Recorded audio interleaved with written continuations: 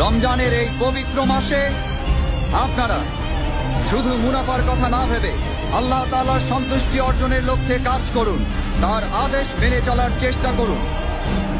বিশেষ করে রমজানে সবাই 5 ওয়াক্ত ফরজ নামাজ সব সময় জামাতে আদায় করবেন। তারাবির সময় সাম্রাজ্যের নিরাপত্তা প্রহরী ছাড়া বাদ বাকি সবাই এশার নামাজ পড়ার পর দোকান খুলে না বসে রমজানের রহমত অর্জন করার জন্য তারাবির নামাজ পড়তে যাবেন।